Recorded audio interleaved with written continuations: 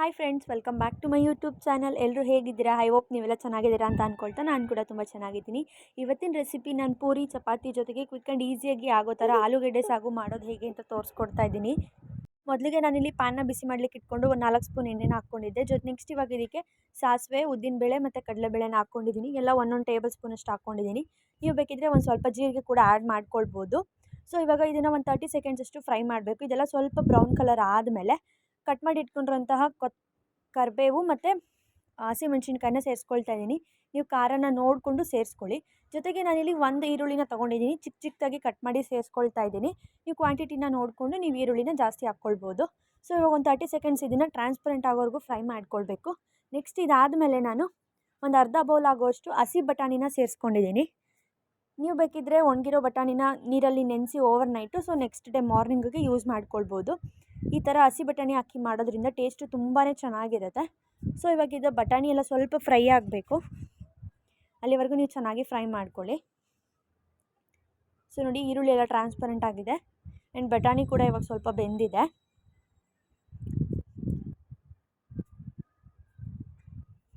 ಒಂದು ಸ್ವಲ್ಪ ಉಪ್ಪನ್ನ ಸೇರಿಸ್ಕೊಳ್ತಾ ಇದ್ದೀನಿ, ಅಂದರೆ ಇನ್ನೊಂದು ಸ್ವಲ್ಪ ಸಾಫ್ಟಾಗಿ ಚೆನ್ನಾಗಿ ಬೇಯಲಿ ಅಂತ ಹೇಳ್ಬಿಟ್ಟು.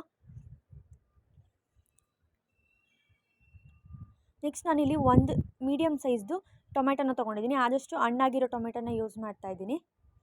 ಆದಷ್ಟು ಚಿಕ್ಕದಾಗಿ ಕಟ್ ಮಾಡಿ ಸೇರಿಸ್ಕೊಂಡಿದ್ದೀನಿ. ಸೊ ಇವಾಗ ಟೊಮೆಟೊ ಎಲ್ಲ ಚೆನ್ನಾಗಿ ಸಾಫ್ಟ್ ಆಗಬೇಕು, ಅಲ್ಲಿವರೆಗೂ ನೀವು ಚೆನ್ನಾಗಿ ಇದನ್ನು ಫ್ರೈ ಮಾಡ್ಕೊಳ್ಬೇಕು.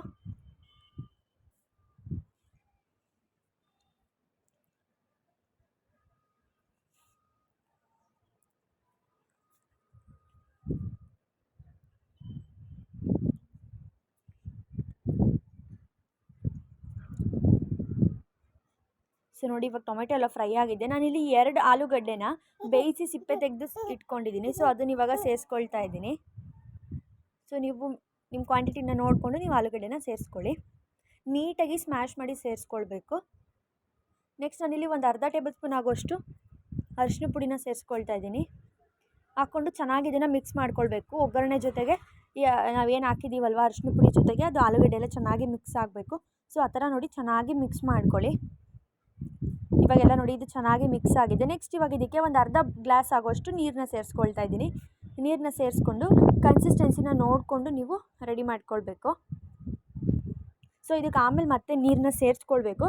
ಫಸ್ಟು ಅಂದರೆ ಆಲೂಗಡ್ಡೆ ಎಲ್ಲ ಸ್ವಲ್ಪ ಚೆನ್ನಾಗಿ ಮಿಕ್ಸ್ ಆಗಲಿ ಅಂತ ಹೇಳಿಬಿಟ್ಟು ಒಂದು ಅರ್ಧ ಗ್ಲಾಸಷ್ಟು ನಾನು ನೀರನ್ನ ಸೇರಿಸ್ಕೊಂಡಿದ್ದೀನಿ. ಸೊ ನೋಡಿ, ಇವಾಗ ಆದಷ್ಟು ಇದು ಗಟ್ಟಿನೇ ಆಗಿದೆ. ನಾನು ಇದಕ್ಕೆ ಮತ್ತೆ ನೀರನ್ನ ಸೇರಿಸ್ಕೊಳ್ತೀನಿ.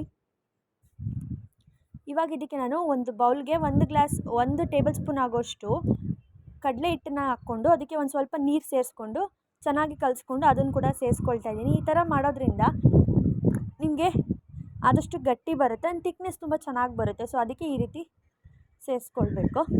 ಸೇರಿಸ್ಕೊಂಡು ಮತ್ತೆ ಒಂದು ಸ್ವಲ್ಪ ಚೆನ್ನಾಗಿ ಮಿಕ್ಸ್ ಮಾಡ್ಕೊಳ್ಳಿ, ಒಂದು 30 ಸೆಕೆಂಡ್ಸು. ಸೊ ನೋಡಿ, ಇವಾಗ ಇದೆಲ್ಲ ಚೆನ್ನಾಗಿ ಮಿಕ್ಸ್ ಆಗಿದೆ. ನೆಕ್ಸ್ಟ್ ನಾನಿಲ್ಲಿ ನೀರನ್ನ ಸೇರಿಸ್ಕೊಳ್ತಾ ಇದ್ದೀನಿ. ನೀವು ಕನ್ಸಿಸ್ಟೆನ್ಸಿ ನೋಡಿಕೊಂಡು ನೀರನ್ನ ಸೇರಿಸ್ಕೊಳ್ಳಿ. ನಿಮಗೆ ತುಂಬ ತೆಳು ಬೇಕು ಅಂದರೆ ಜಾಸ್ತಿ ನೀರನ್ನ ಸೇರಿಸ್ಕೊಳ್ಳಿ. ಸ್ವಲ್ಪ ಗಟ್ಟಿನೇ ಇರಲಿ ಅಂದರೆ ಸ್ವಲ್ಪ ಕಡಿಮೆ ನೀರನ್ನ ಸೇರಿಸ್ಕೊಳ್ಳಿ. ಇದೊಂದು 5 ನಿಮಿಷ ಕುದಿಲಿಕ್ಕೆ ಬಿಟ್ಟರೆ ಸ್ವಲ್ಪ ಗಟ್ಟಿ ಆಗುತ್ತೆ. ಸೊ ನಾನು ಟೇಸ್ಟ್ನ ನೋಡಿಕೊಂಡು ಮತ್ತೆ ಸ್ವಲ್ಪ ಉಪ್ಪನ್ನ ಸೇರಿಸ್ಕೊಳ್ತಾ ಇದ್ದೀನಿ. ನಾವು ಏನು ಕಡಲೆ ಹಿಟ್ಟು ಹಾಕಿರ್ತೀವಲ್ವ, ಸೊ ಹಾಗಾಗಿ ಇದು ಸ್ವಲ್ಪ ಗಟ್ಟಿನೇ ಆಗುತ್ತೆ. ಸ್ವಲ್ಪ ಜಾಸ್ತಿ ನೀರನ್ನೇ ಸೇರಿಸ್ಕೊಳ್ಳಿ.